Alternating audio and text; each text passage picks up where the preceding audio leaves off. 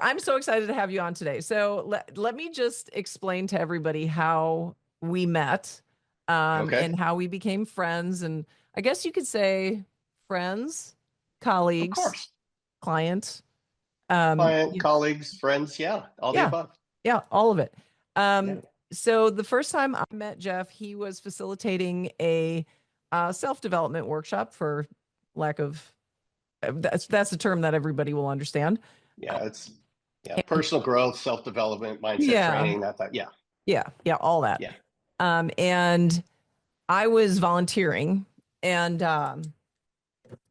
so I just sat and watched. I had already attended that workshop under a different facilitator, as a participant, and this time I was just volunteering on the side. And anyway, so that's how Jeff and I got to talking and getting to know each other, and we just kind of hit it off and kept the conversation going once the workshop was over. And I then became a client of his for business growth, basically, for Correct. business coaching.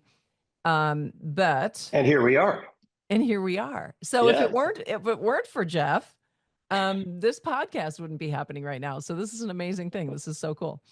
Uh, That's not necessarily true because let's always be clear that when it comes to anything that you and I do in this arena, it's always the student who does the work yes, constantly. Yes. Okay. yes, but So being fair about that. yes, but to really kind of explain your coaching methods, you call me out on my bullshit. So, you can hold me accountable, make me look deeper into myself. So Jeff now is really diving into relationship coaching. Hmm. And I would say, and correct me if I'm wrong, is that your methodology, even for business coaching, is that if you don't have yourself in line first, that you're not going to make it in your business. So there Correct. was a lot of self-development that we did in the beginning, before we really got down to the brass tacks of, what are you going to do to set up your business? How are you going to make it successful? All that. Correct. And Well, I believe in the concept of alignment. And Mhm. if we're not in alignment first, we can't create alignment around us. So it always has to start with us. Yes, I agree 100%. Yep. So the thing that I've been noticing lately is that, now that I truly believe in my purpose here, and I'm confident in what I'm doing, it's become so much easier. When I Mhm. didn't truly believe in myself, and I didn't truly believe in my mission and my purpose and my vision, it was so laborious. It was like it was Mhm. exhausting, right? Yeah. It's, Hmm. you're trying to push through all that crap to make it successful. And now that I completely believe in it, it like just comes together. I mean, I'm still doing the work, but it's just way easier. Well, I think that just takes a step into faith. If you really think about it, is that when we truly are grounded in what we want, what we're doing, and that's very, very clear to us. And it's almost like Apollo 13, failure is not an option. Faith takes on a whole different thing. And when all that comes together, you come into alignment and kaboom, it becomes easy. Hmm. I like to equate it. It's like hitting a golf ball. I don't know if anyone here's ever played golf, but golf was my game. And when you hit a golf ball just right, it goes a mile, but it feels effortless. And that's what's happening here is that you found that spot and you knew this was the spot you wanted to be in. And you knew that it was going to work. You had your topics. Everything just came together. So absolutely Yeah. alignment. Yeah. Yep. Alignment. Absolutely. 100%. And you can't just talk about alignment. You Mm-mm. have to learn it from experience. You have to really dig deep down into yourself, Yep. um, find what's blocking you, and it takes time. And this whole self development journey for me hasn't been just one weekend or one day or listening to a podcast or watching a webinar. It's been a whole culmination of things, Mm-hmm. and I don't think I'm ever going to be done doing the work. Are you ever done Mm-hmm. doing the work? I did a video, gosh, what was it, about 3 weeks ago? One of my mentors passed away. And I talked on that video about one of the greatest things he taught me. And, people ask me what I do. Well, before I'm a facilitator, before I'm a coach, before I'm any of those things, I'm a student first. It's so valuable to always be a student. And here's the thing, it doesn't matter where you're at. You can learn in the grocery store. You can learn from your checkout clerk. There's learning all around us. And if we're paying attention, those moments are everywhere. So being a student first, I think, is the most important thing. And anyone who does this work and doesn't understand that, I would say run from those people. Yeah. It's yes. So it's for me, I remember, oh, geez, when did I start doing this? Personally, I started this for myself in 1993. So working on me since 1993, and I do that every single day. And I use lots of methods to do that. And for a lot of people, it's classes, it's seminars, it's coaches, it's the things that you and I supply and we give to people.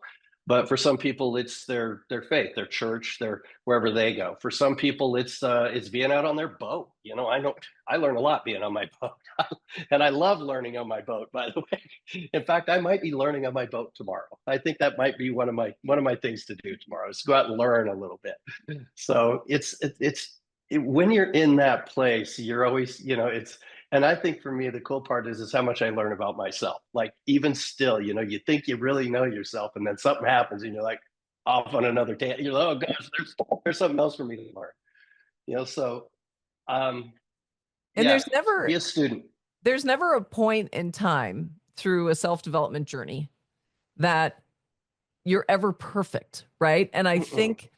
think that's what people get confused with, is that they think, oh, I'm going to go to this seminar for the weekend and I'm going to come out and I'm going to feel great and it's going to last forever and ever. And it's not.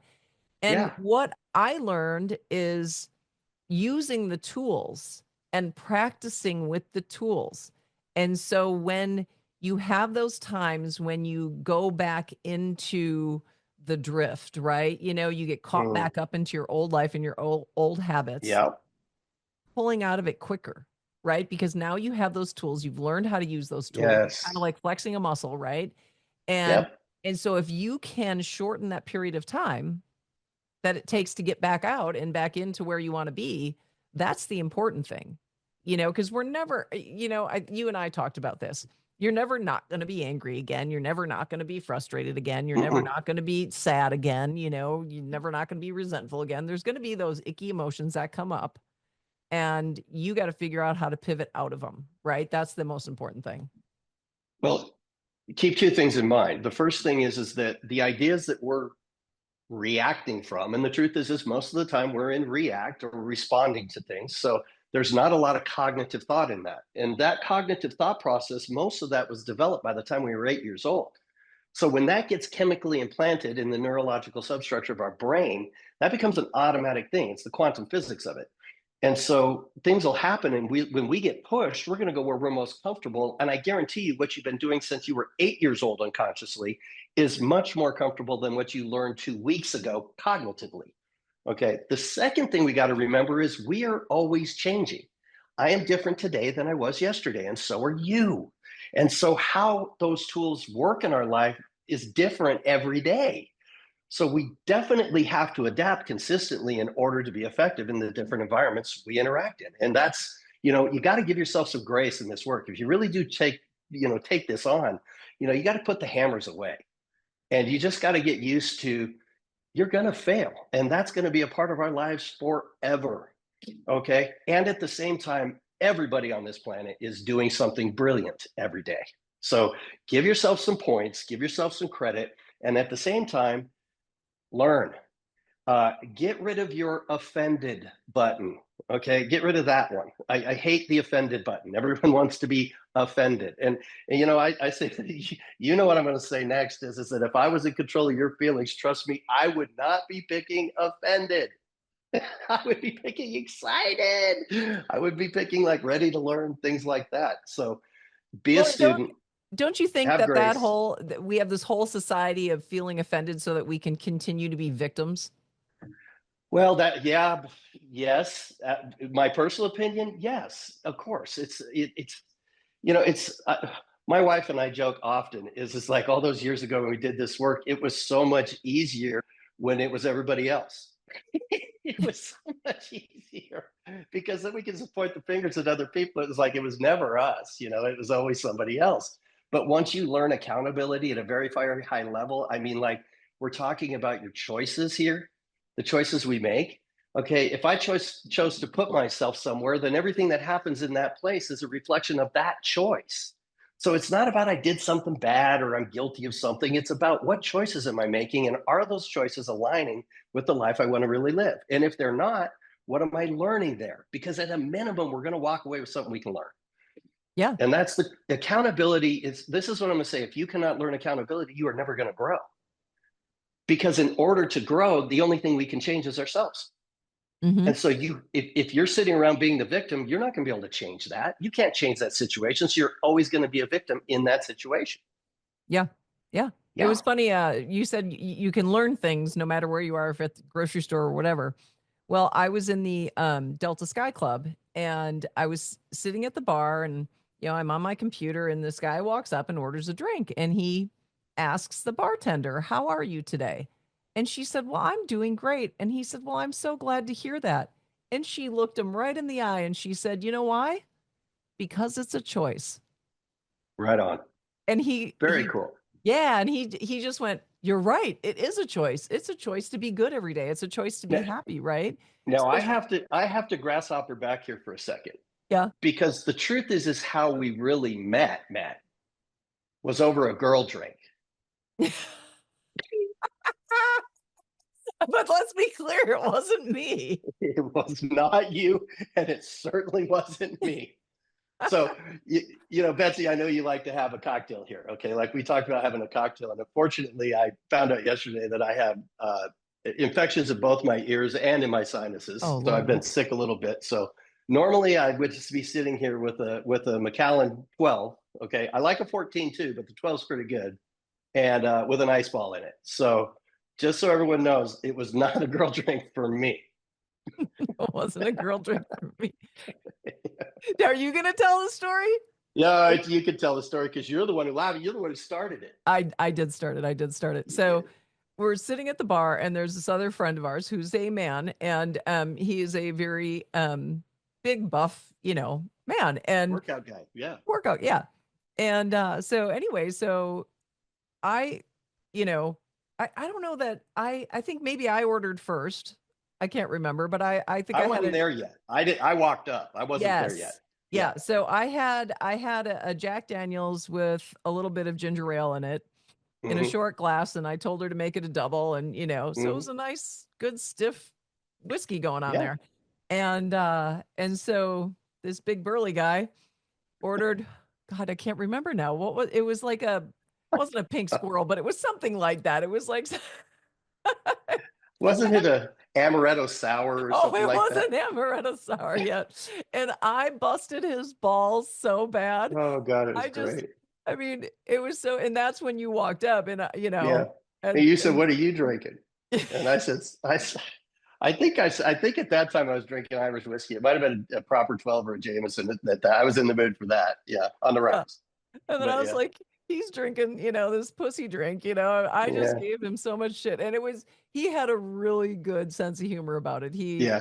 He was like, "Hey, it's what I like." And Well, the so funny part was when he tried your drink.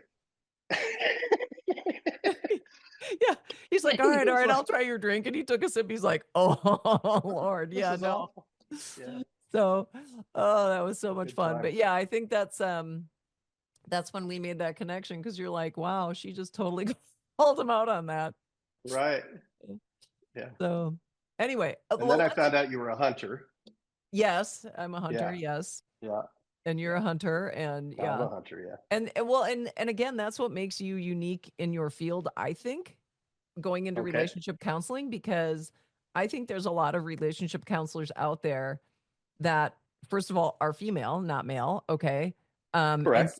secondly, aren't, like a man's man and going to call you out on crap, that it's more of that, woo woo, soft spoken, let's talk about our emotions type of thing. And not that you don't want to talk about people's emotions, but, you come at it from a different angle, which I think probably appeals to men a lot more because I think men It's are very resistant to go into couples counseling.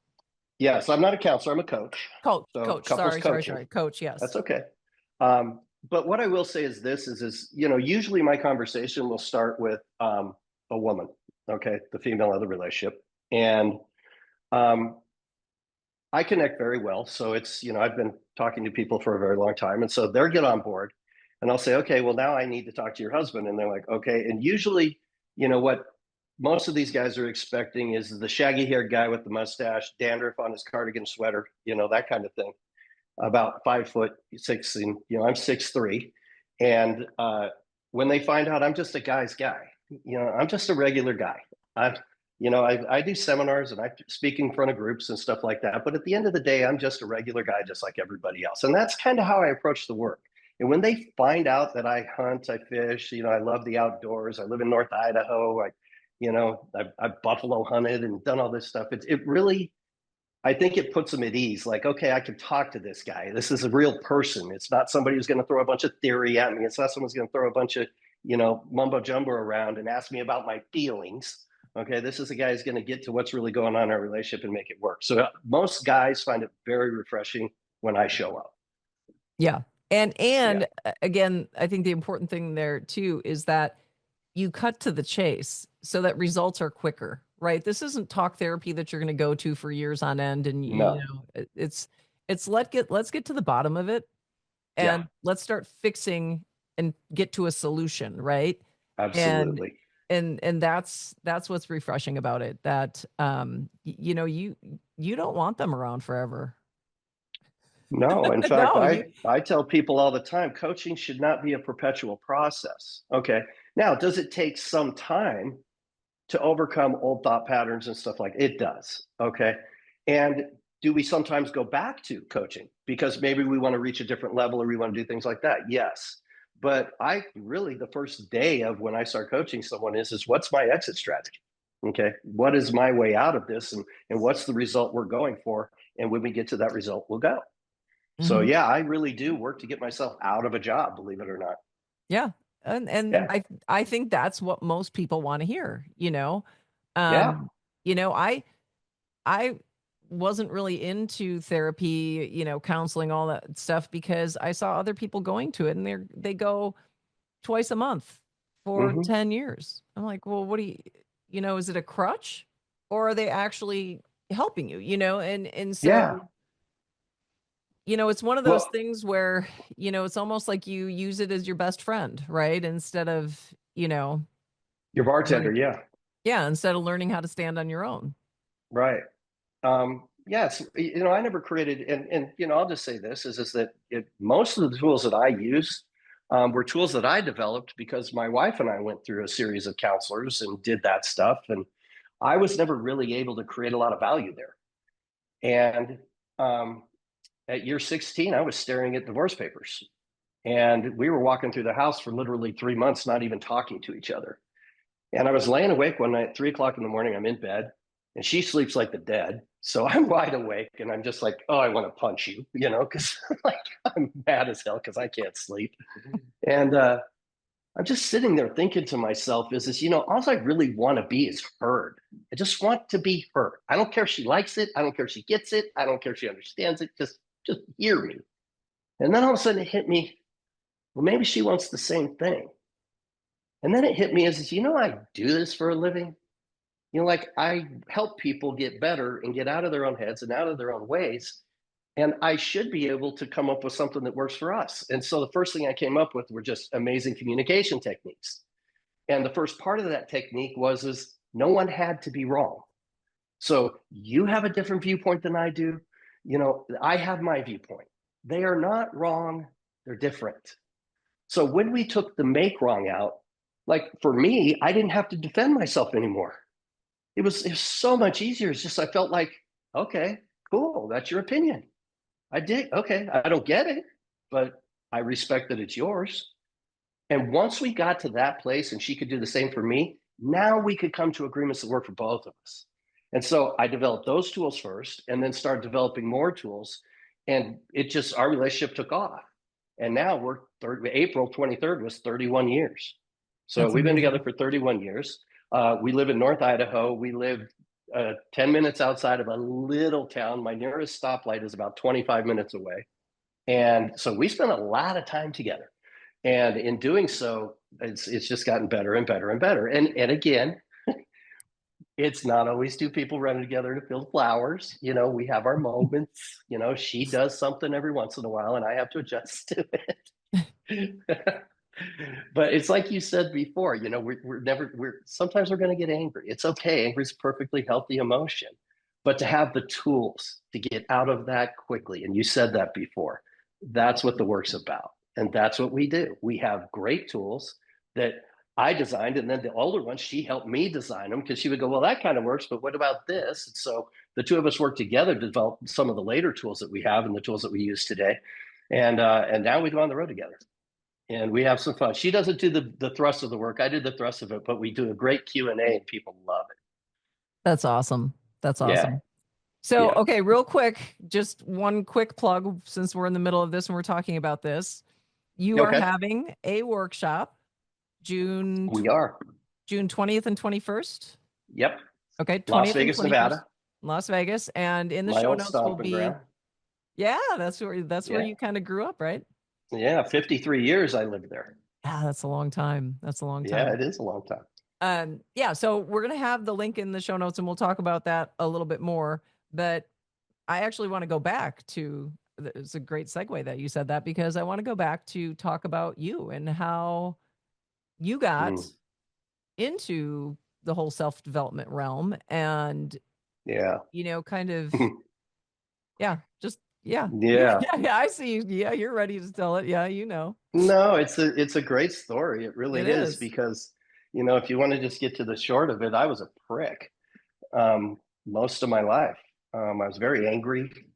Um, everyone else, my dad used to say, Jeff, you're right. The world's wrong. Everyone else was the problem. And so I ended up, I'd gone through relationship after relationship after relationship, dated girls and, had a couple of longer ones, but, nothing really ever worked.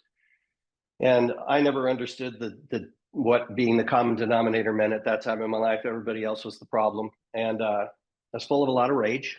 And I met this really hot redhead and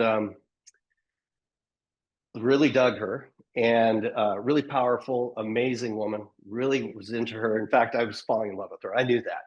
And she came to me one day and she said, I like you.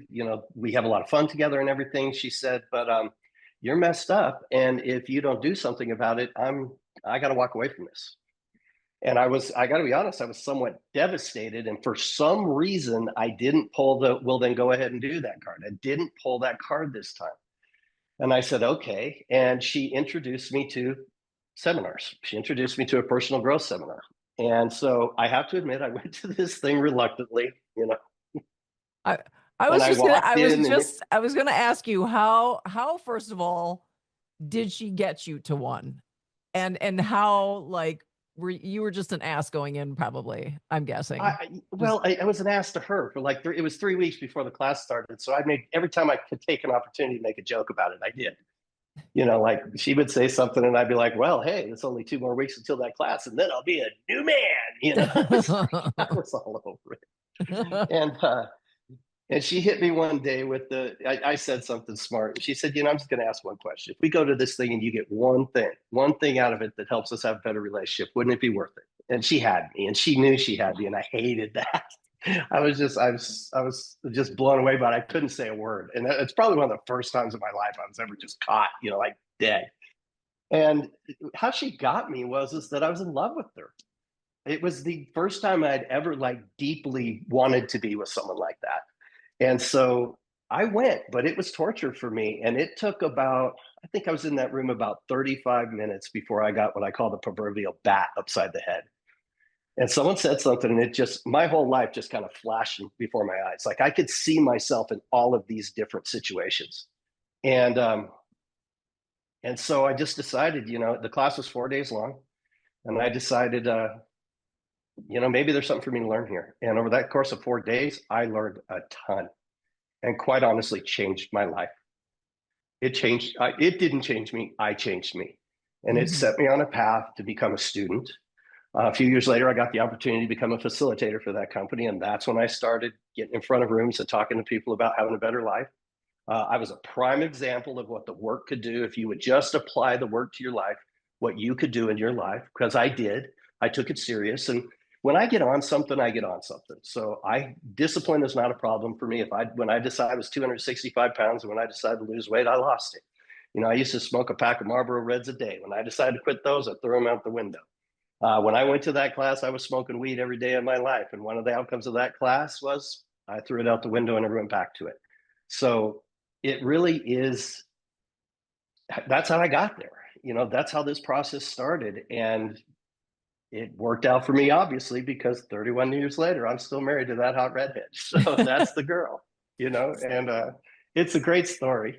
You got to, one of these days when we're together, you got to ask her the story about how we met and then ask me how we met, because they're two totally different stories, but it's hysterical.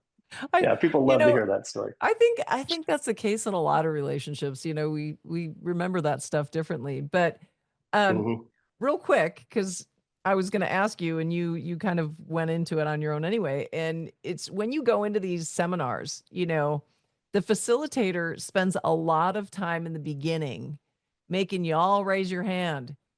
Are you all in? Raise your hand. I'm all in. Yeah. Are you all in? Until finally, the 20th time, you're like, Jesus Christ, I'm all in. Yes, I'm all in. I'm here. And you don't realize how important that is, hence the name of my podcast, All In Empowerment. But you have to be all in. And like you said, when you quit smoking, you were all in. It was all out and you were all in, right? Yeah. And that's the only way it's going to get done. But it's amazing to me the amount of people, and my own personal experience has been it's usually men come into these seminars and they are the most reluctant. It's somebody, somebody had them with blackmail, or I'm not sure what was going on, how they got there. But they managed to walk into that room, even though it probably felt like they had, 20 pounds on each foot. Right. And, and like you said, the body language, they're sitting back in their chair, they're not engaged. They're, arms are crossed. Arms folded. Yep. And you see them day after day become completely different people. And you don't even have to talk to them to see it. They can walk on the third day, they can walk in the room and they look different. Oh my God, they look different. It's the way they're walking, the expression on their face. It's everything. And I've seen it obviously in women too, but I just think that for the most part, the women come in a little bit more willing and a little bit more open.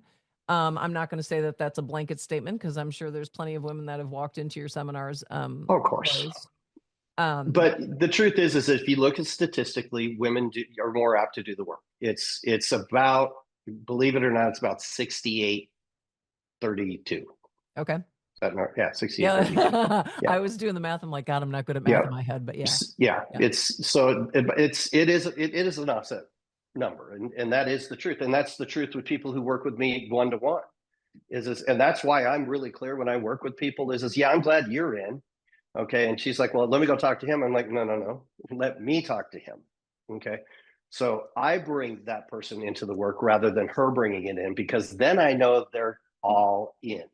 We got them now. So when they come to the table, now it's like, look, you're making a choice to be here. So let's make a choice to do the work. So that makes it way, way easier when we get people together.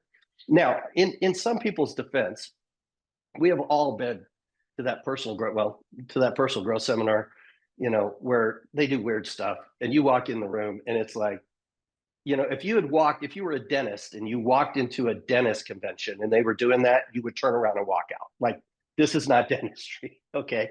So you walk into this place, you think you're going to this class, and all of a sudden you show up and these people are dancing all over the place and there's this weird music playing, and, you're like, what the hell is going on here? So in defense, just so people know, my courses don't work that way. My workshops don't do that.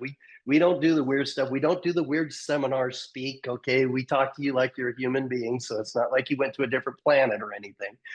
We do everything we can. Like I said, I'm a guy's guy. I'm a regular person. Let's have a conversation about what's going on and what you want and how do we get there? That's all we want to do. And let's make this enjoyable. Let's face it, relationships should be enjoyable.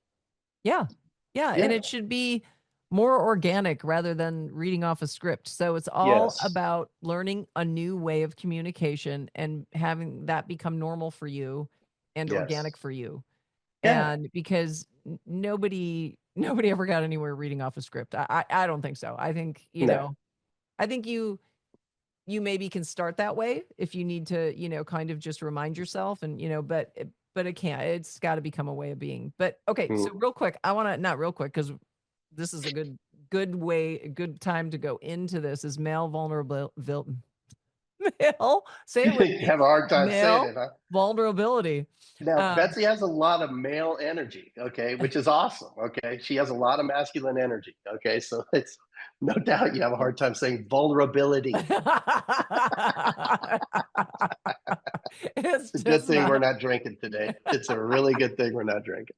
I'm not sure that we have to, but it would be Okay. more fun if we were.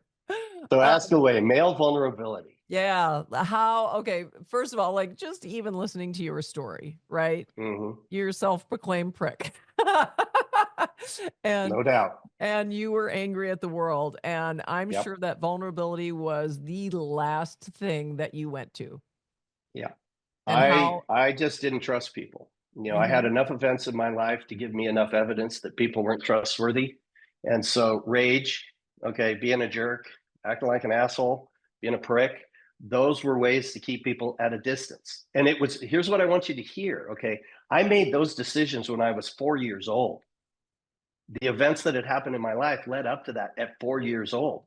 And when you think about it, the truth is we all learn things to be successful in our environment that we're in.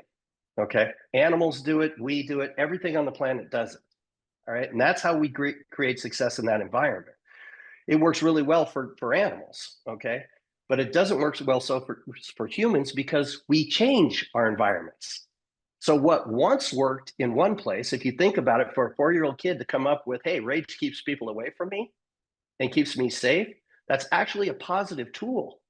Mhm. But when I turn 25, 26, and I meet this hot girl and I'm like head over heels, it doesn't work there. I mean, think of it this way. What happens if we take a gazelle out of Africa and we drop it in Antarctica? What's going to happen to it? It's gonna die. Yeah. So what most people are doing in their relationships is they're just using old behaviors, old unconscious behaviors from an old environment that worked over there, but they don't work here anymore.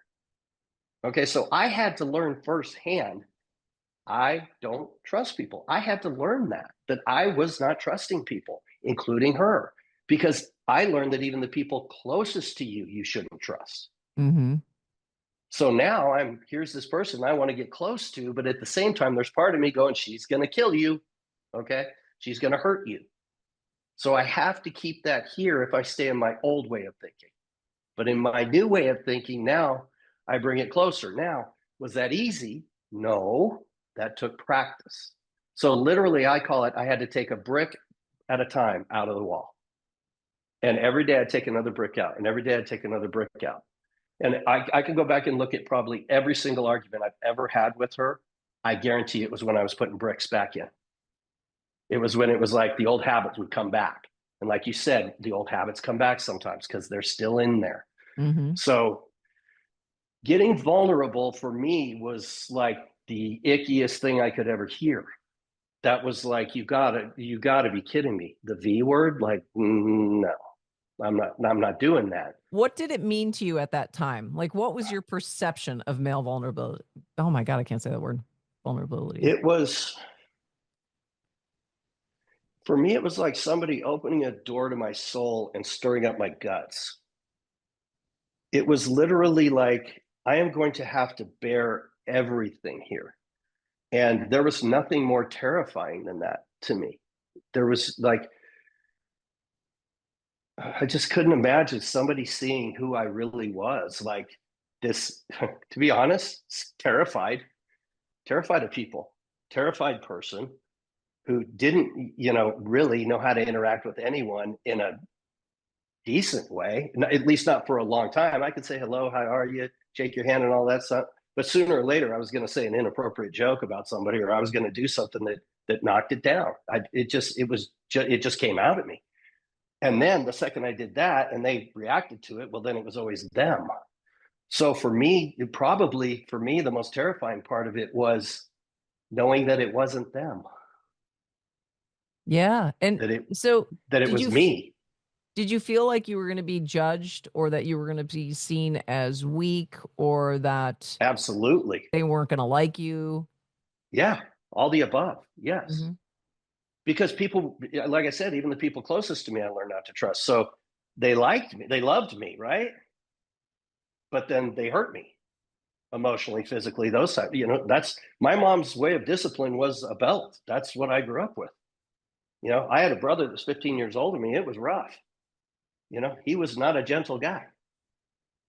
So there were a lot of things going on in my life where, hey, I love you, pow. So it's like, yeah, yeah, they were going to see who I was. I was going to be exposed. They were going to act a certain way, and then they were going to drop the boom on me. So yeah, all those things. But it was, again, I have to go back to, for some reason with her, I was willing to do that, she was my lifeboat.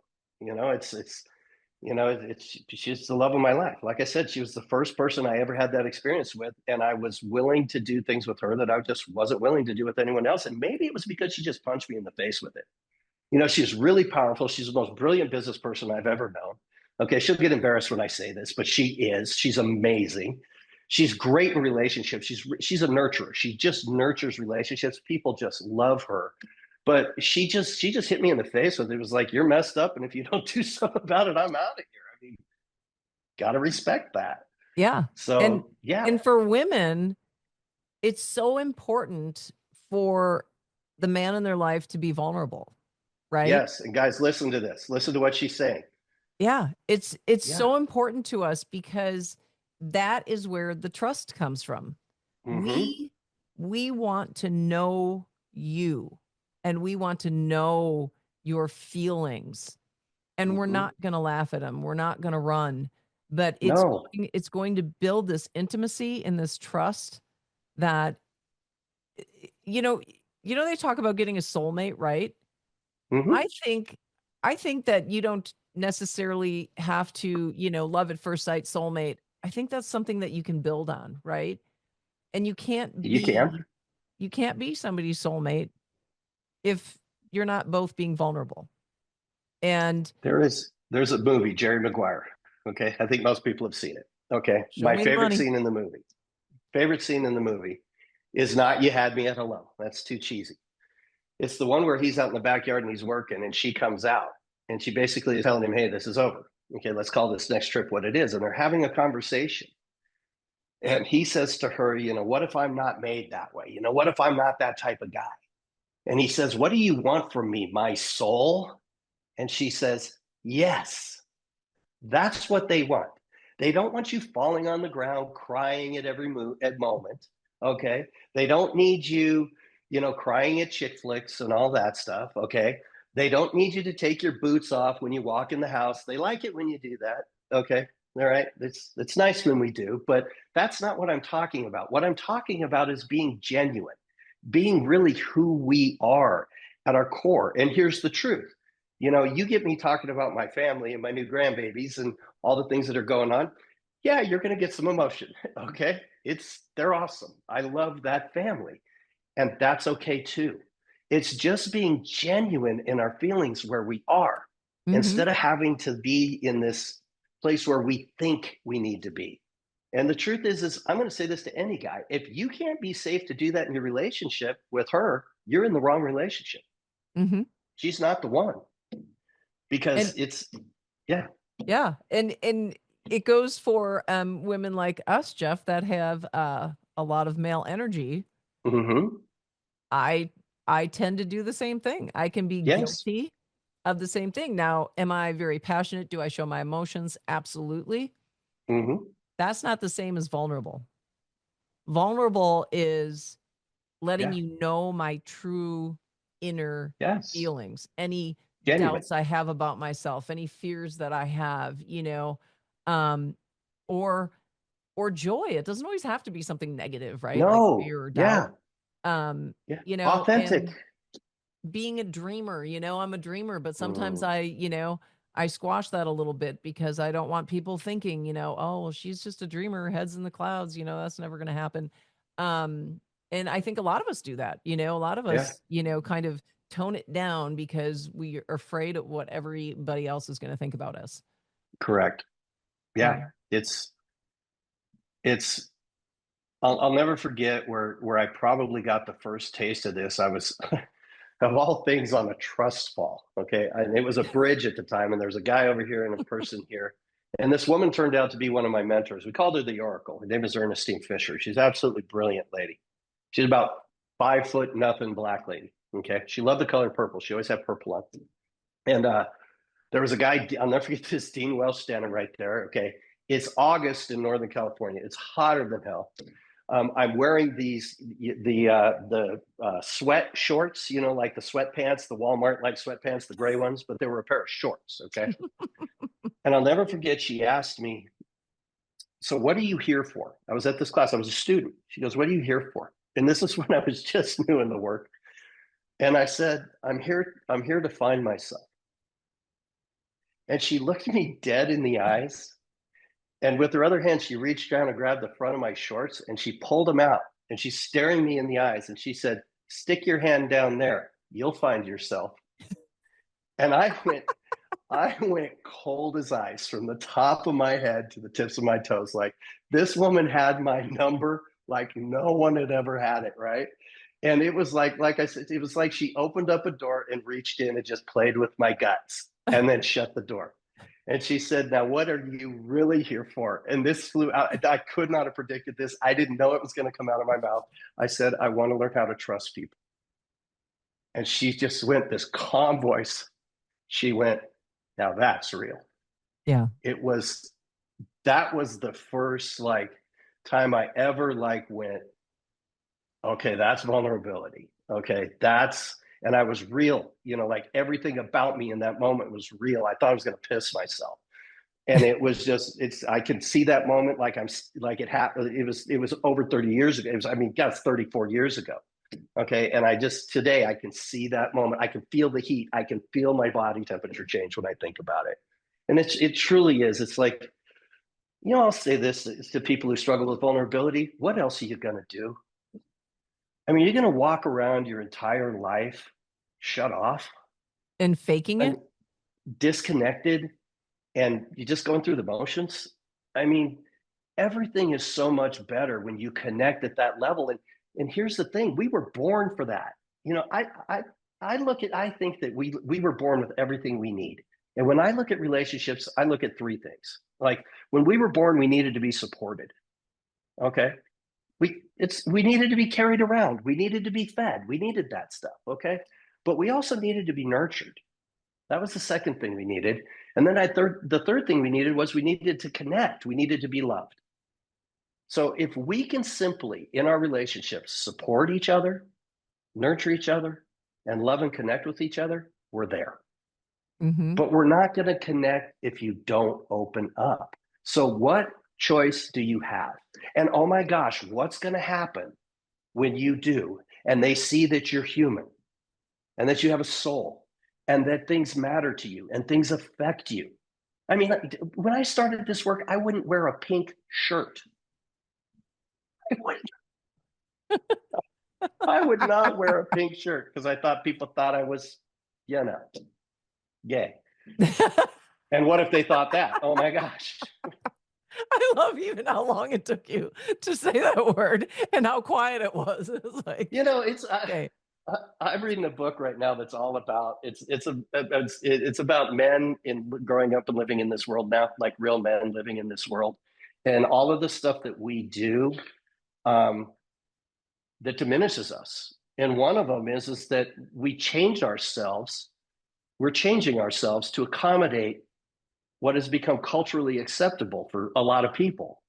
And the truth is that I don't say that word to be disrespectful. I don't say it like that. It's just I'm not. And at that time in my life, I thought that being gay, there's people would think weird of you if they thought that.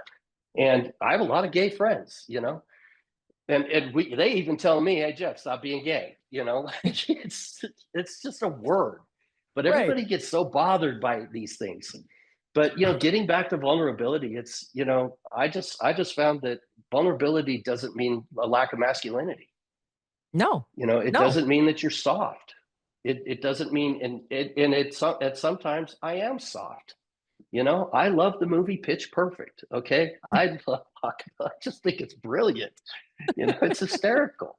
So if someone doesn't like that I like Pitch Perfect, well, I guess you got to go deal with that. right. Yeah. But Yeah, I see it as a strength. I it is a think, strength. I think if you can be vulnerable, that is really, really strong. That is somebody who's so confident in themselves Yes, that yes, they're willing to open up. It takes a lot of guts to open up and to be your true authentic self.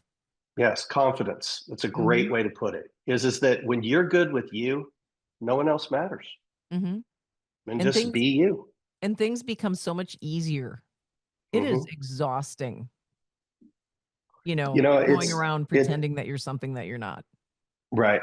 I like a guy, Jordan Peterson. I don't know if you follow Jordan or listen to him a lot, but he I said went something I really went brilliant to hunting. me one day. I went hunting with his brother Joel in Argentina. Oh, cool, True story. cool. Um, he said one day, he said, because we're not talking about weakness here. He said, there's no virtue in being weak or being a coward. He said, there's true virtue in being a beast, being an animal, being a monster. He's talking about men. Hmm. In other words, having the power, having this huge sword and having the power to sheathe it. Okay. To me, that is about being authentic about who we are. We are these, part of my soul is rage. It is. Okay. But at the same time, part of that soul is compassion.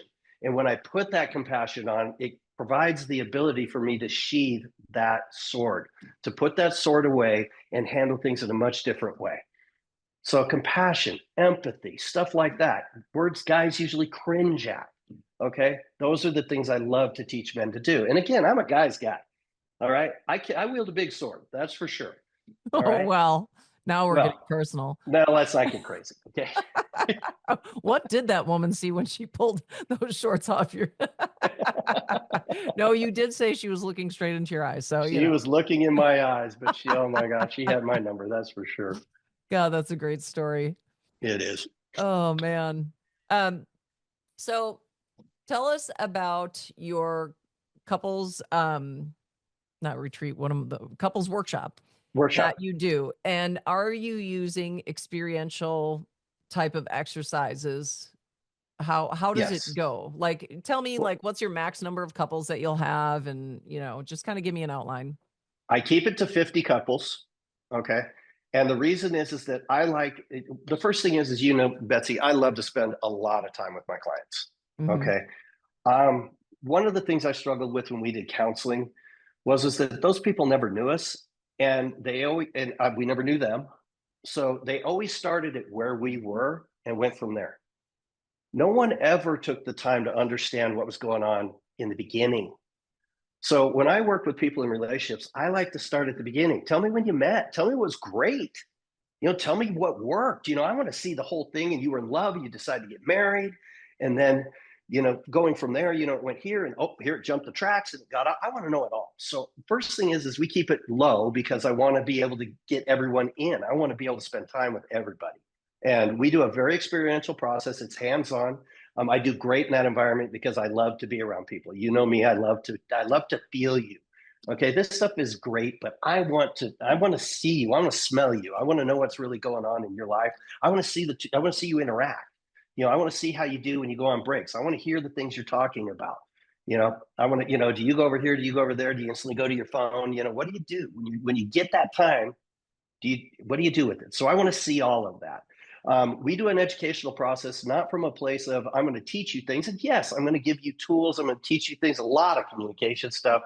Um, but I believe in a drawing out process. In other words, that you really do have the answers to your problems, and we need to get that from you. As much as I can learn about you, I will never know intimately you and your partner as well as you know each other. That's never going to happen. So at the end of the day, you know what's going on, and we need to work with you to figure out what is it that's going on, what is it you really want, each of you really want, And and here's really the simplest form of it. What are the simple agreements we need to make in order for that to all come into alignment, you guys be happy and harmonious? You know, you and I talked about balance. Remember when we talked about balance and I said it was bullshit? Yep. Okay. I don't believe in the idea of balance because I've never attained it.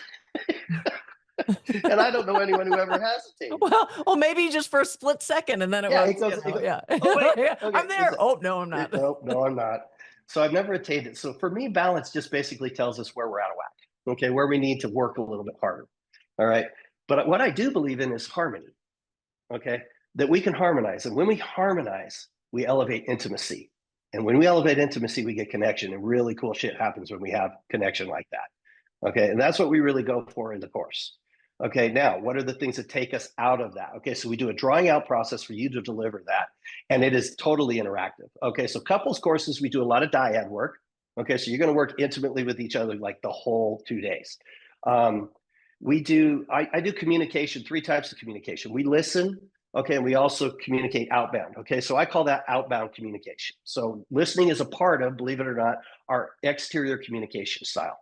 Okay. And then how we communicate is also. And then we also do internal communication, and that's the dialogue we have with ourselves inside. All right. And there is an unconscious dialogue that happens with us all the time, one that we are mostly unaware of. So when we can identify that internal conversation and when it comes up, we can tell when we're out of alignment. So, you know, like people say to me all the time, I've done all of this unconscious work. You know, I've done all this work on the unconscious mind. And I ask, well, how do you know? If it's all unconscious, how do you know you did it? Okay. And how we know is it shows up in the result. Okay. Yeah. But we really do need to understand what's going on in the background of our mind, our own garbage, okay, before we can really be effective in relationships. I had to understand that I didn't trust people before I could create this amazing relationship with my wife. I had to know that because every time she said something, now I could say, wait a minute, is that really what she's saying? Or is that my stuff coming up? Well, how often do we actually, instead of really clarifying, right, and saying it back to them, like, hey, is this what you're saying? Because Yeah. sometimes they say something to us and we interpret it. We make up our own story in our head, Yeah. right? We're really good at that. We're super good at making up our own story. Mm-hmm. And From then our we, stuff, from our right, own thing. from Yeah. from our own crap, right? Our own Mm-hmm. experiences, our own baggage. And then we just expound on it, especially women. We love to just, we let that story go. Mm-hmm. And turn it Until into it's 18. Just so you know, it's not just women that do that. Guys do that too. And that's the other thing is this guy says, well, I don't do that. Oh, yeah, you do. Okay. We all do it. We all got that story. We all got that history. We all look, trust me, it's there. Okay. So, so yeah, what keeps us though? What keeps us from looking at our partner and saying, hey, this is how I interpreted it. This is the story I got going on my head. mm-hmm. You know, Fear, can you fear of what? fear of the response or the reaction we're going to get. And Yeah. some of those are real. We've had that experience before. So we're afraid to Mm-hmm. say something because we know we're going to get run over again. Yep. Okay. So one I use that's maybe a little more effective is my question is I'm really not understanding what's going on here. Can you tell me what your goal is? Okay. So what are you trying to create here? What are you trying to make happen? And then maybe I can understand what you're saying. Right. And we So like to be what's the right. outcome of this? We like to be right. Well, that's usually why people are fighting. Yeah. Yeah. Because we created a story and we want to be right about the story, even if it's not Yes. the story we want, even if it seems terrible to us, somehow we just want to be right. And so it's like, well, I'm not going to clarify because then maybe I'm wrong. And maybe the story in my Okay. head is wrong. That could be a fear. I'm wrong, or I'm going to, I'm not going to be right about this. And then I'm going to have to eat that. Right. I Yeah. mean, have you ever been with those people, no matter what you do, no matter what you say, they're going to be right about it? Oh, yes, I have. Yeah. And out come the justifications and the reasons, which in turn turns them into a victim, which is the most gross thing you'd ever want to deal with. Okay. We Yep. call that needy man syndrome, or it's another word, PMS, which is pouty man syndrome. Okay. Um, and yeah, absolutely. There's, it's amazing to me how much fear there is in communication. in people. I just spoke about it. I was over in Washington a couple of weeks ago, and I was working with a girls' high school fast pitch softball team. And I was doing a training I do with sports teams called Love Training. And I was really nervous about doing that because I was in Seattle, Washington, okay, which is they do all that stuff. There's a friend of mine's a counselor there. She's the softball coach, and she asked me to do. I've known this girl since she was in high school playing softball. Her mother is a great friend of mine, and I actually married her and her husband. Her son is my godson. And Steffi and I just do great together. She's awesome, and she wanted me to come work with her team, and so I went over there to work with them. And I was really nervous about it because I was, I'm older and I'm a guy's guy. I was gonna, get into my mode and say something that offended someone or bothered someone. Right. So, I mean, even as an instructor, I have to admit that I live in fear a little bit of communication. Yep. Yeah. And that, again, going back to that offended thing, and that's what's so sad about this new culture of being offended about everything. Yes. And it's really about them, and that's the thing that we don't get. If somebody's saying I'm offended, that's their reaction, that's their choice. Yes. It is Like I not said, if I could us. choose your feelings. Yeah. So Yeah. why do we care so much if we so called offended them, right? Like what, again, if you're speaking your truth and you're being authentic and you're coming from a place of love and compassion, right? You're not doing it to offend somebody on purpose. You're not doing it to, make fun of them or whatever it is that they're perceiving. Then why don't we just stick with our authenticity? Because whether we like it or not, people find value in being the victim. Mm-hmm. They do. Yeah. And in all fairness, the brain does not distinguish between right and wrong or good or bad. It just does what it's told. Okay, so essentially, it's always right about whatever it's doing. So it kind of is a pre-programmed nature of the brain. However, at the same time, I think cognitively we know the difference. And because like you said, one of the things that we do a drawing out process because you have the answers. And part of that answer is what's going on for you. It's not just what's happening in your relationship. It's not just what your partner is doing. It's how you react, how you respond to those different situations. And that comes from all of those things that you learned before you were the age of 8 years old. So this is the scary part. The majority of the decisions we're making every day are coming from an 8-year-old child. So That's why you they're wonder not why always you the have, best decisions. and I don't know if you've ever got a room full of 8-year-old boys together, Oh. but if you get a room of 40-year-old guys together, it's the same conversation. And ladies, come on, okay? Give us a break, okay? We are all little boys that are never going to grow up. It's just what we do. It's how we are. It's we're going to do it. So, I know you don't like it. Roll your eyes a little bit. Do whatever you got to do, but give us a break. We're having a good time. Right. Okay? Yeah. Yeah. It is who you are. Yeah, and the other thing I like to talk about a lot in classes is this how our culture has kind of put women in charge. So I don't know how many guys I know who talk about getting a hall pass or getting permission from their wife to go do things. I don't tell my wife what she can do and what she can't do. Okay, if she wants to go buy a new couch, go buy a new couch. I don't care. If you want to go buy a dress or go do something. My wife left this morning to go to California to visit her sisters. She has 3 sisters and her mom. It's her mom's birthday and it's Mother's Day. So I'm here by myself this weekend, which I really dig, by the way. I really love having my own time. And she's off having a great time. And I dig that. I love that she's got her life and she's doing her thing because I've got my life and my thing. So when I want to go hunt and go fish and do those things, I'm not asking her permission. And I even have women that are part of our friends, and stuff like that they'll start and they'll go, oh no, Jeff doesn't do that. They'll say something like, does he have permission? No, Jeff doesn't do that. We don't have that relationship. We have freedom in our relationship. My wife can go have her life. I trust her. Yeah. It's not in her character to go do things that she shouldn't be doing. And there's a lot of that that goes on in relationships, a lot of control in relationships. And that comes from fear And of, so of what whatever. would yeah, so there becomes that imbalance in the relationship, I think, where like I don't want to nag my husband, my partner, right? I don't want Mm-mm. to constantly be on them and telling them, that they can and can't do things and when they should be home. And, Mm-hmm. to me, they should want to do it, right? They're, you know, if I say to you, yeah, go ahead and go on your guys' trip, right? That doesn't mean take 5 guys' trips and then turn around and look at me and say, yeah, I can't go on vacation with you this year because I've already taken too Mm. much personal time. Yeah. You know Okay. what I'm So saying? I call that giving your best to everyone else and then giving the crumbs to your spouse. Yeah. And Okay. And by it's, the way, that happens on both sides. Okay. It's not an uncommon thing.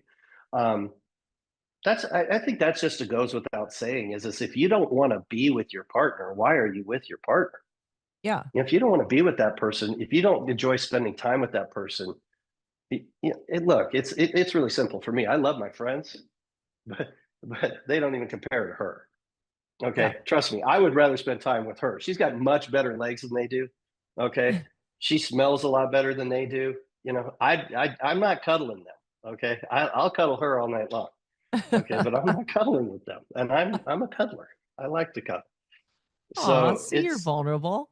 of course I am. I know It's you are. it. I am not. I spent too much of my life hiding and being something I wasn't. That anger was just fear. Mhm. The rage, all of those things. That was just me afraid of people and keeping people at a distance. And I found out a long time ago, that most people are amazing. Yeah, you're going to run into some jerks every once in a while, and I handle them the same way. It's Yeah. just, hey, hope you have a great day. You You know, know that, what's it's interesting, we were talking about reactions and responses. mm-hmm, And, I still am in this leadership group that we're doing, and at first I thought, "Why do I put up with this?" Right? Because mm, you're instructed to give people negative feedback about them. You know, mm, this is yeah, this is what I see, and there's times when I get that feedback and my first response is, "I'm not like that. I'm not," and defense. it's yes. And Mm-hmm, what I found out is whether what they're saying is true or not does not matter. right. It's my reaction to it.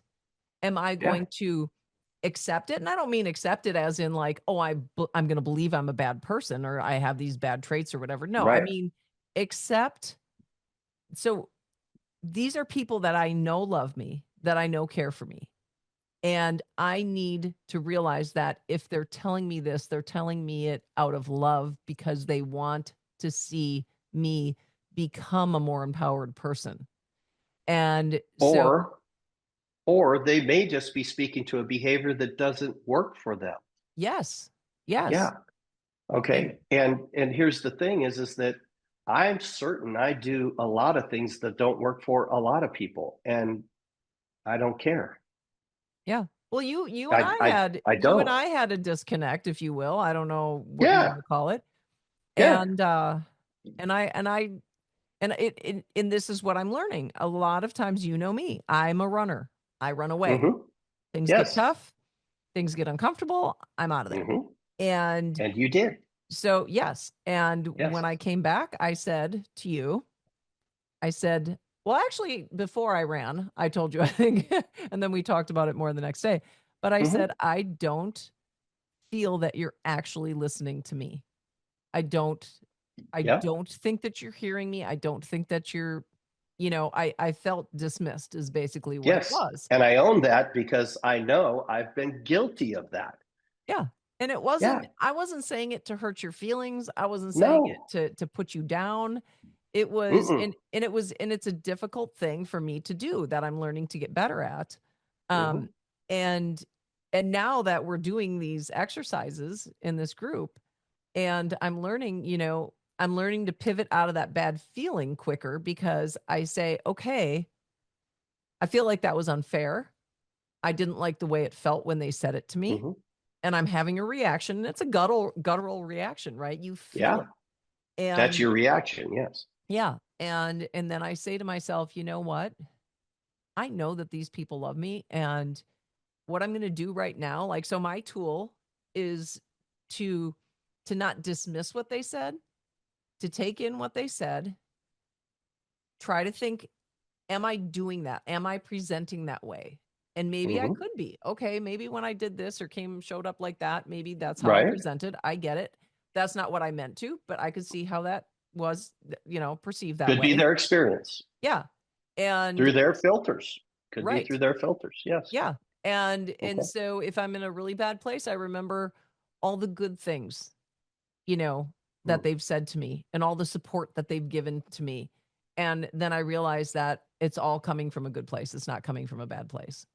Let's And give people a tool around this. Okay. okay, Because go for it. feedback is brilliant. Okay. Mhm. All right. Feedback can be amazing. Now, I was in a meeting one time and there was this pisser of a guy in the meeting and he raised his hand and his name was Randy. I said, "Hey, Randy, what do you got?" He said, "Well, I'm just wondering at the end of this, are we going to are we going to get a chance to criticize this?" And I said, "Absolutely not." And the whole room just went dead silent.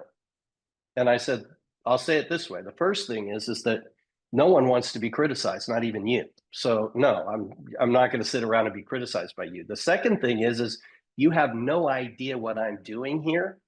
So you to be critical of something I'm doing, you've never done this. You've never sat in this room. You don't know the purpose of what I'm doing. You're just a participant here. You're giving me information. Okay. So at the end of the day, you have no value in this. Okay. Because you don't know what you're talking about. Okay. So all I'm going to get is your opinion. All right. Mhm.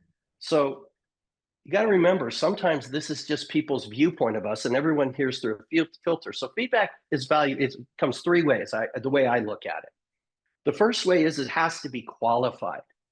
All right. When I'm in front of a room working with people and you've never done what I do in front of that room and you want to give me feedback on how I'm doing it, I don't have any time for it. Okay. That's like telling your brain surgeon, "Hey, leave me awake so I can help you do this." All right. That's ridiculous. Okay. You would never do that. Okay, I don't know anyone who runs out and tells the garbage man how to throw their garbage in the back of the truck. I don't know how anyone does that. Okay. You just let them do it. Okay. So the second one is I just wad it up and throw it away. I don't even listen to that. The second part of feedback is that no matter who it's coming from, if it resonates, I'll listen to it. So if it resonates for me, I'll listen to it. Okay. And the third one is that if I hear it more than 3 times, I'm definitely going to pay attention to it. Now, whether I take it and use it, that might be a choice based on that situation. But the reason when we had our disconnect is that I've had that feedback before. So it was very easy for me to go, okay, I could see how she would see that. Now, was it true in that situation? No, it wasn't. But I could see how you saw it that way. So it was very easy for me to clean up my side because I know I received that feedback that way. Mhm. Yeah. Yeah. So is it qualified? Does it resonate? Or do you hear it more than 3 times? I think that's a valuable way to process feedback. Right, And again, right. critical, I'm not going to listen to anybody be critical of me. I've had enough of that in my life. I don't need it. I won't hear it. So it's not going to work. Right, right. And I think most people feel that way. I don't think people want to be beat up or beat down, but feedback. Now, I will also say this. I tell people that are in relationships, I don't care what it sounds like. If your partner is screaming at you at the top of your lungs, listen to them. Okay? Listen because they are giving you valuable feedback on how they are receiving you right now. They're giving you great feedback on how you're showing up in their eyes and their perception.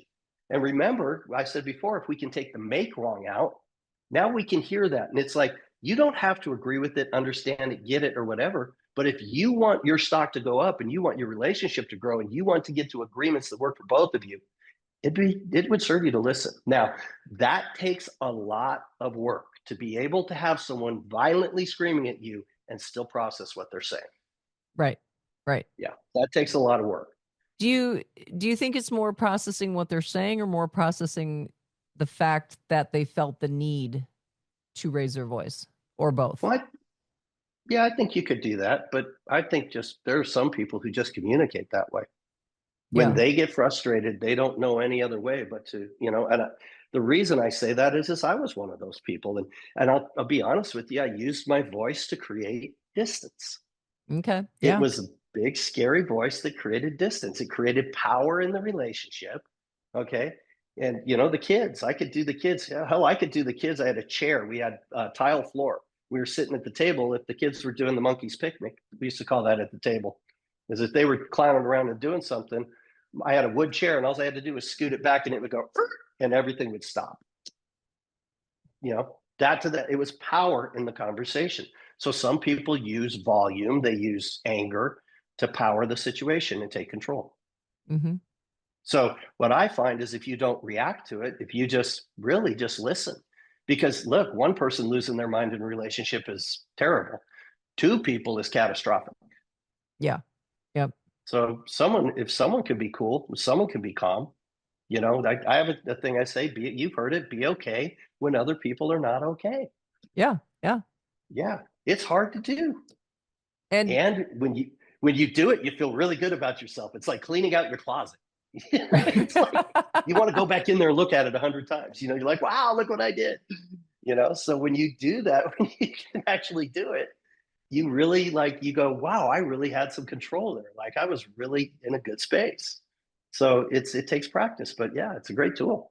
and that's the key. It takes practice because a lot of the stuff we're talking about, there's a lot of people out there listening and saying, "Oh yeah, you say that, but that's never going to happen," right? Mm, You make it sound so easy, but I've tried that and it didn't work.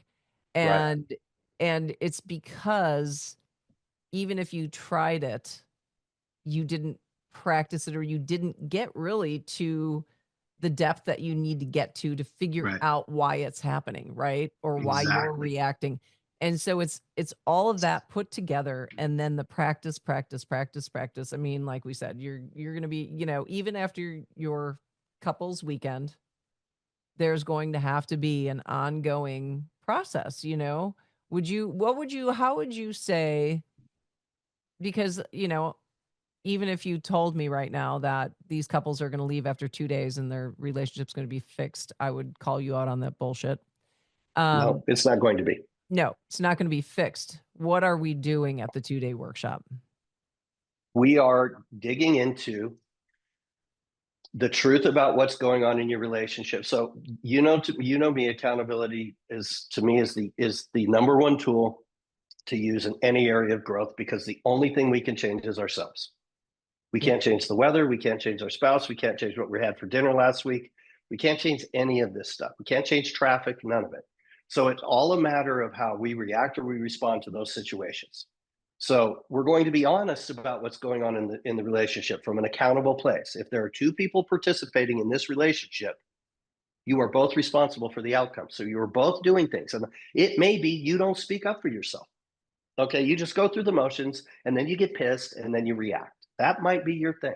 Or you might be the person who comes in and overpowers the situation and takes over where no one else gets to have a word. Whatever it is, whatever's going on.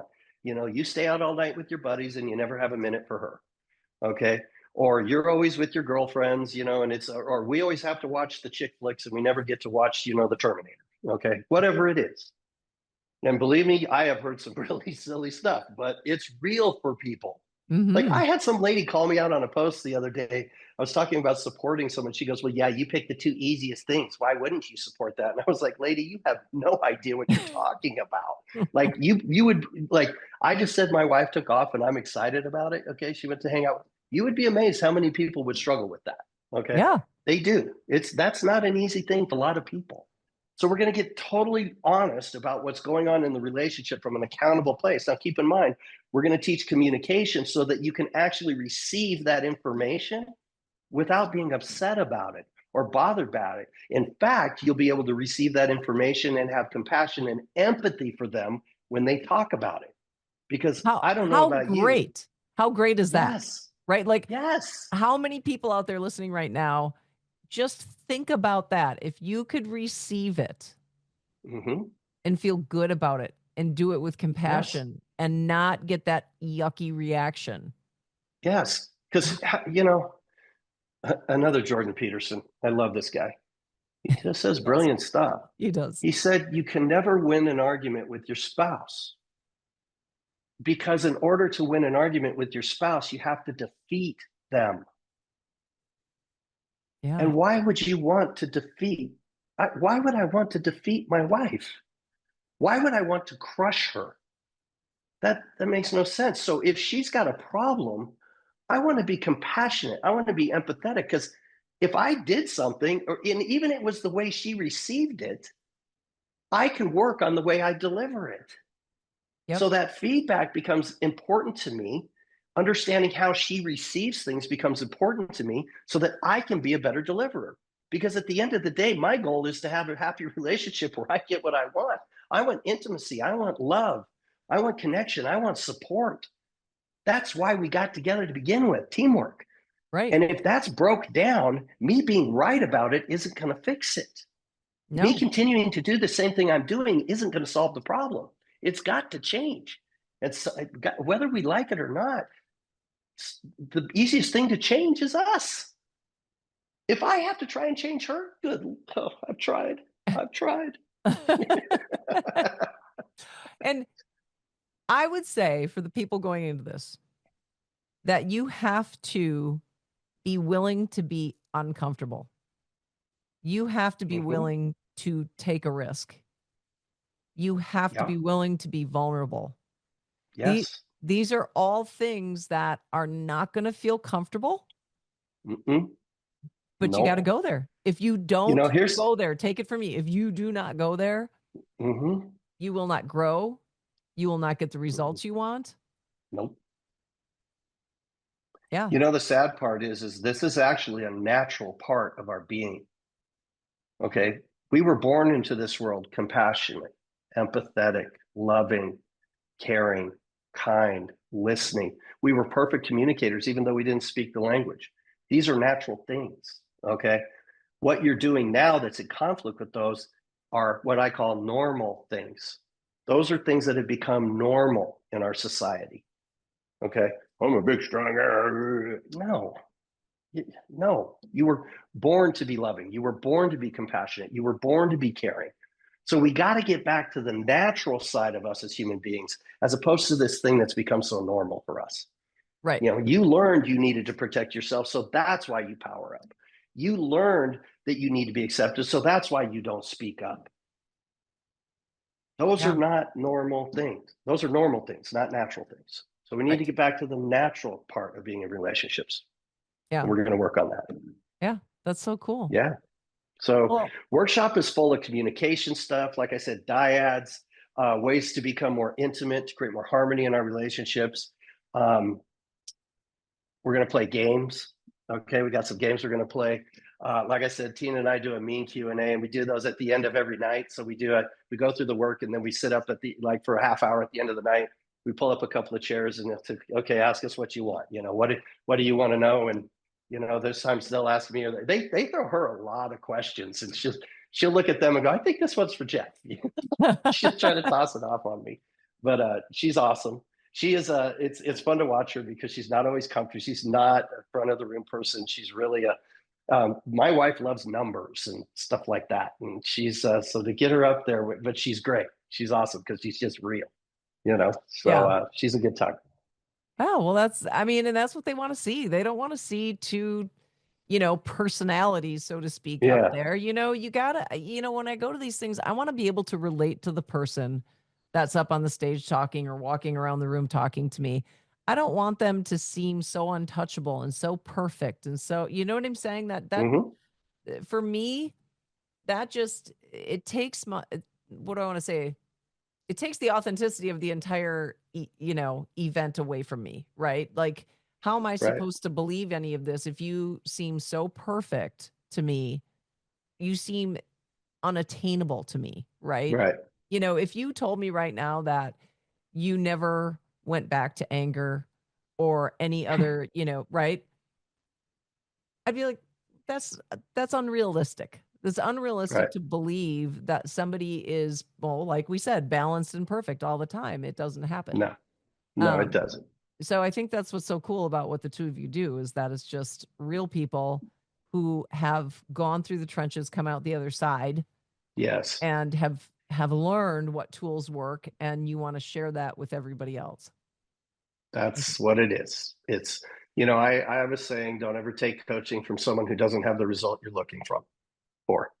Yeah, So, you know, you asked me before we started this, why I do this. Did you get the picture? I did. I got the Yeah. picture. It's awesome. So I sent her a picture of my family, and it was taken on my patio at a thing we call second Christmas. We're like Oh, hobbits. Hobbits have second breakfast. We have second Christmas. Okay. If you know the Hobbit story, that's funny. I If you don't, I don't know the whatever. Hobbit story, but okay. But the reason we do that is my daughter, my middle daughter, lives in. So I have three kids. Okay, Jennifer, Sydney, and Chandler. There they are. Yeah. Maybe we can get Daniel to put that full screen. Yeah. Um, but that is a picture on my patio. That's actually the background. Is it was snowing that day? Okay, and it was in January. And the reason we do that is that my daughter who lives in Texas, her husband has to work, so he can't get holidays off. And so, in order for them to join us and be as a family, and we like to do it here because it's very festive, and we have snow here, and so we get a white Christmas, and and so they'll come like 2 weeks after New Year's. So it's like the sex. So we actually have Christmas up. Like when they leave, Tim's like, "Get this stuff out of the house." It's driving me crazy. But but we have second Christmas, and we took that picture. My daughter's pregnant in that picture. I got two granddaughters this year, so they're 5 months apart, and of course my grandson who's 10 years old. And there's my son-in-laws and all my kids, and that's my son's girlfriend who is. I've already determined that she is going to be a part of this family, and so I made that very clear to him. So I'm getting a new daughter-in-law very soon. Okay, That's awesome. and there's Tina and I remember when I saw that picture, I looked at her and I said, "We did that. We created that." And I had a friend of mine come visit me, and he was walking through my house. He'd never been here, and before he left, he said to me, "Your family is your ruby." And he said, "What I mean by that is that's your crowning jewel. That's like everything to you." And that's why I do this, because that family is so amazing. And you get us together. There are people who literally want to come spend the holidays with us just because of the vibe and the energy that's in this house. To have that many amazing people get along that well, have that much fun, and have so many different characters that can merge all of that together. And the fact that my wife and I did that, that's what's possible in this work, is to be able to nurture a family like that and grow that and have that kind of love and that kind of connection with people that just would rather be nowhere else. That's why I do what I do, because I want people to have those kinds of relationships, you know. And I see on the internet, I see these people talking about all these symptoms, and you should leave these people, and you should do this, and you should, you know, there's this stuff called forgiveness that a lot of people these days don't understand. There's things called acceptance. You know, everybody's got their own brand of bullshit. We all do. You know, I got my stuff that people don't like about me. Hell, it's probably the same stuff I don't like about myself. We all do it. So instead of being critical of people, how about we be understanding? How about we be accepting? And then we create huge stuff in our lives.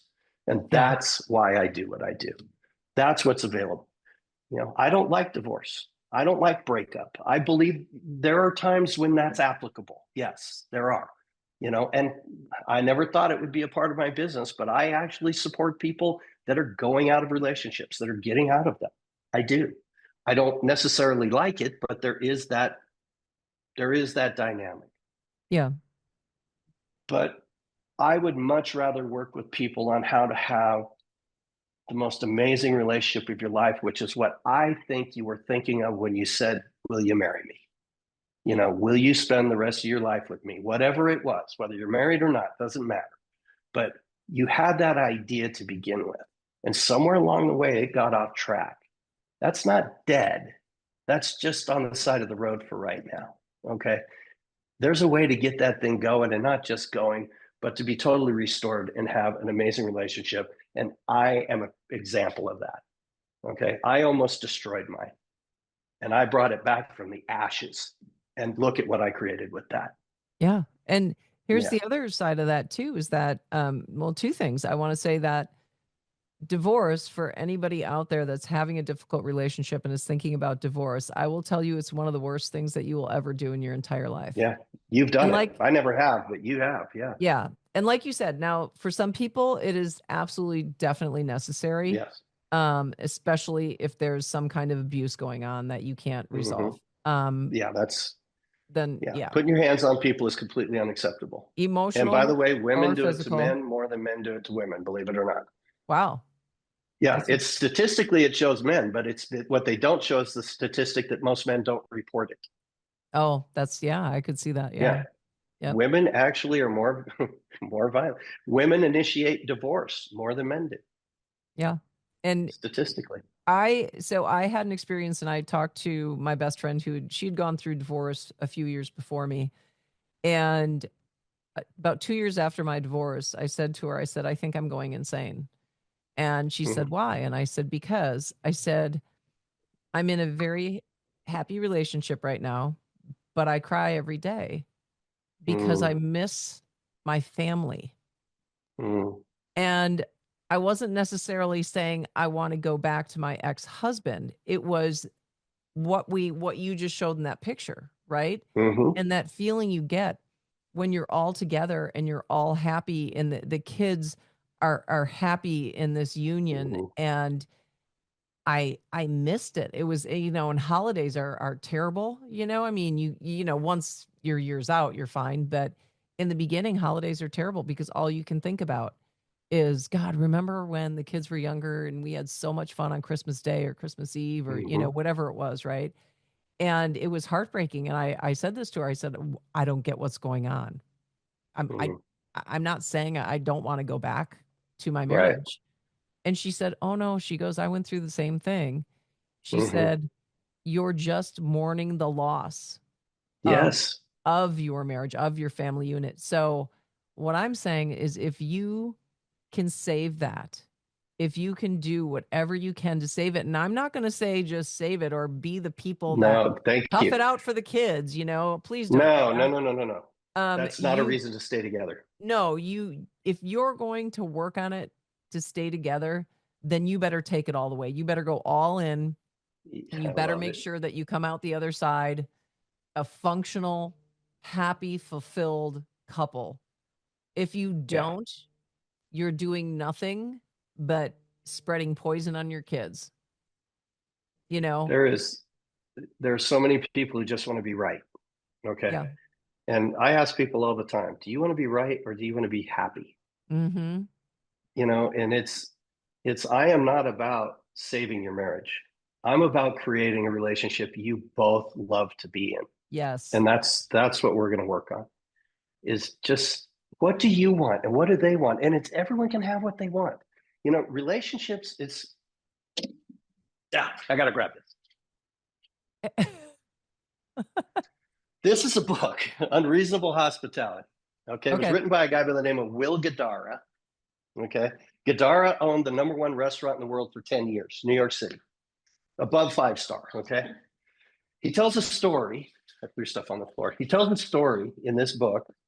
He was waiting tables one night and he was listening because they pay attention. These people know you before they come to your restaurant. Okay, they Okay. know stuff about you. And he was listening to these guys. There was a group of guys that had come to New York on this trip, and they did all this stuff, went to baseball games, did all this New York stuff. And he heard the conversation was, guys, we did everything but have one of those crappy sidewalk hot dogs, from the cart, where you get the knish and all that stuff. All right. So he hears this. So he bolts out of the restaurant, runs down to the corner, and buys 2 of these crappy hot dogs, right? He comes running back. On the way back, he's thinking about how he's going to get the chef to let him actually put this thing in the restaurant, right? Because chefs at that level are like, they run the room. They do. Okay. And so he goes to the chef, he tells him the story, and the chef, he cuts it up and he, does the ketchup fancy and makes it presentable. And he takes it out and he puts it on the table in front of these guys. And he said, here's your hot dogs. And he said he could have given these guys a bucket of caviar and the best bottle of champagne he had, and it wouldn't have made it as much of an impression. Okay. So it doesn't have to be big, okay, what we do. But relationships, if you can get into a place where your relationship is about service, in other words, I'm serving this relationship with unreasonable hospitality, okay? I'm serving my partner with unreasonable, I'm listening, I'm paying attention. It doesn't have, I had a couple, they were damn near broke. And, the guy told me we used to date. And I go, what did you do? He said, we go to the beach and play cards. I'd say, take her to the beach, get a pizza and go play cards. It put their whole relationship back together because what was missing was not the event. What was missing was the connection, them being together. So when we serve one another, when we both approach the relationship from unreasonable hospitality, everyone gets what they want. And when you're getting what you want, you're happy. Right. And happy people don't create chaos and misery.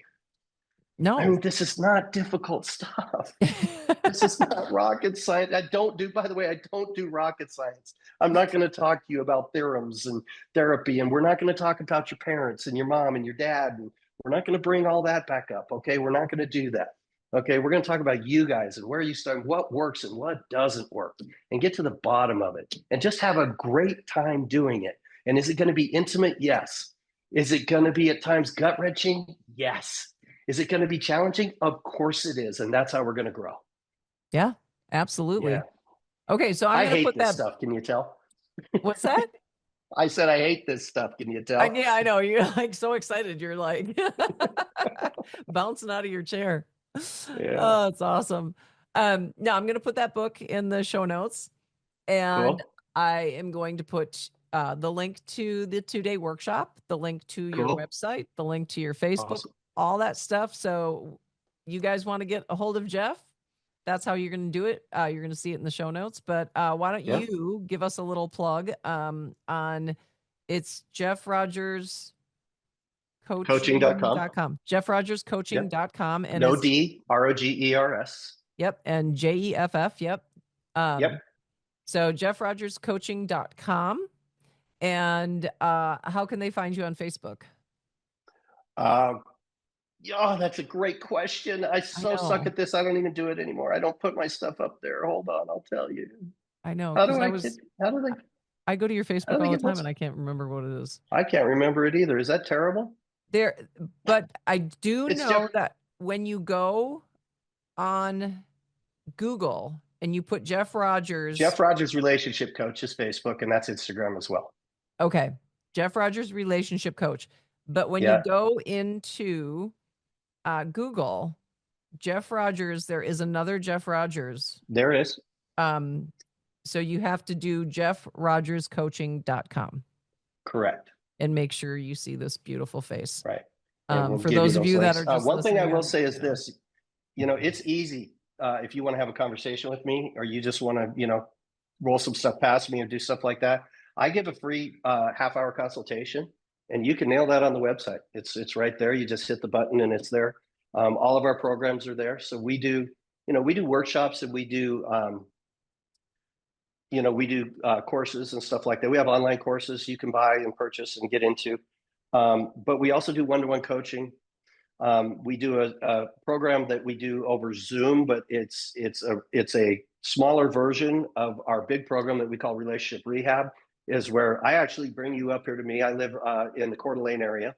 So we bring you up to Coeur d'Alene, put you in a Airbnb on the river. It's absolutely beautiful. And you spend 2 days with me. Okay. So you and your partner spend 2 days with me. You go into 6 weeks of coaching, individual coaching with each other. Where we're working on what you need to grow on so you can be better in the relationship. And then we wrap that up as an 8-week program. Absolutely amazing. And then we have Revive, which is kind of a smaller version of that program. And it's done with me on Zoom. And then you do a lot of that other work on your own. There isn't a coaching component to it. But you do have access to me through Voxer. So you can ask me questions and stuff like that. So all of that stuff's available. And if you're interested in that, maybe you can't make the workshop in Vegas. My next one's going to be in Phoenix. We haven't determined dates on that, but we are going to go to Phoenix. But if you can't make that, hit me up for a free consultation. Let's just at least have a conversation. Okay. Let's see what's going on for you. And if we can find something that works for you, great. And if I'm not a fit for you, I might be able to point you in a different direction. Yeah, that's fantastic. And so when you say one-on-one, because it's relationship coaching, is it truly one-on-one or is it you with the couple? Well, we do the couples. So in our big program, which is rehab, we do 2 days together. Yes. So, and there's intensive homework that goes on way before that. So we spend time together in person, and then I put them into it. So I coach them once a week and the other person once a week. So those are individual calls. So I take on 2 clients when I do that. Because look, the truth is what's really getting in the way in our relationships is us. Mm-hmm. It might be the way we receive the conversation. Now, I'm not saying there aren't things that your partner isn't doing. Okay, I already said that. You're both accountable. But at the same time, maybe you could receive it better and respond to it better. Okay. Yes. Maybe there's a part of you that's that button's getting pushed. I hate the T word, so I'm not even going to bring it up. The only trigger I need is the one on my rifle. Okay. But, and people need to understand, I might push some buttons, but I didn't install those. Okay. That was your job. So it's really understanding ourselves at a level where we can be that, like we talked about vulnerability. Maybe that's what you need to work on. So we're going to work with you individually so that you can be your best version, and then they can be their best version, and then we can be a better version together. Yeah, that's fantastic. It's awesome. Well, thank you for coming on today. This was amazing. I mean, just so much fun. So easy to talk to you. We could go on and on and on. So maybe there'll be a part 2. I would love to do a part 2. I know. Well, maybe we do a part 2 on business relationships.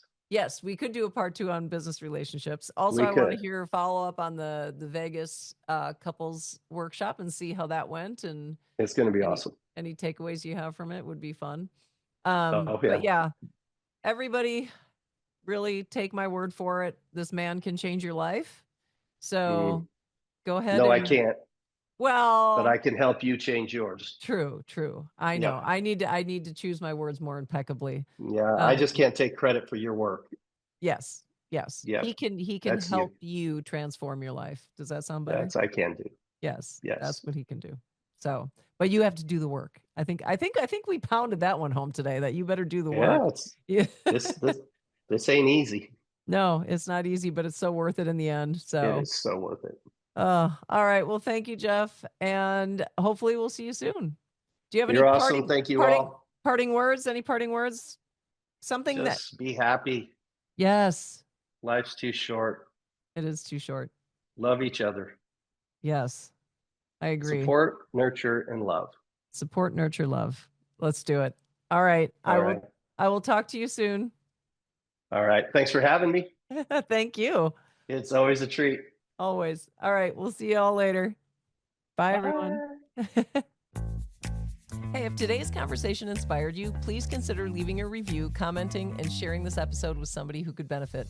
And don't forget to follow us on YouTube, subscribe, and follow on YouTube to stay updated. And I want to shout out to Audio Alchemy Productions for making this podcast a success. Until next time, keep embracing your journey and empowering your life.